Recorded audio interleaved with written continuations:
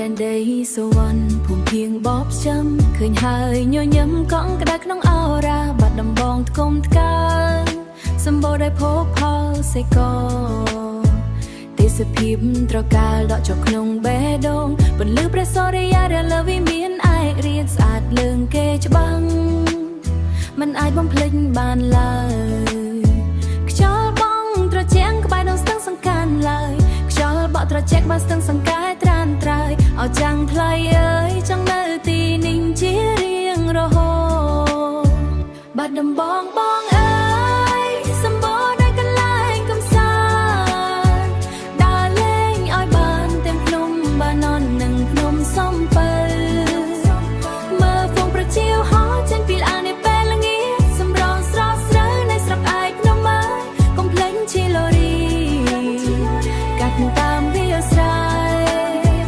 ទេសភាពខៀវខ្ចីបំពេចិត្តឲ្យសប្បាយកាយញ៉ាំក្រឡានស្រុកថ្មគោល្បីឈ្មោះសរសើរបាត់ដំបងឆ្ងាយតែចិត្តនៅចិត្តបងកើដើរមើលផ្ទាំងបុរាណនៅវត្តគោដ៏ល្បីល្បាញអារម្មណ៍ស្រស់ស្រាយមិនដែលចេះនឿយណាយចូលផ្សារណាត់ទិញរបស់ផ្ញើបងប្អូនក្រុមច្រឡហក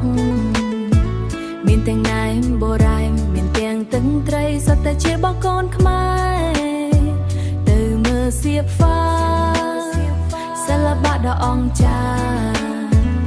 បង្ហាញដងខ្មែរទៅកាន់ពិភពលោកាបាត់ដំបងពិតជាដីប្រាក់ពិតមែនណាអ្នកណោកដល់ហើយមិនចង់លាទៅវិញឡើយបាត់ដំបងបងអើ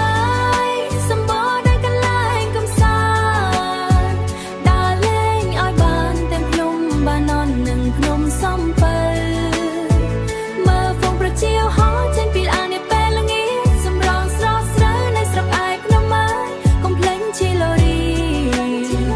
កាត់តាមវាលស្រែ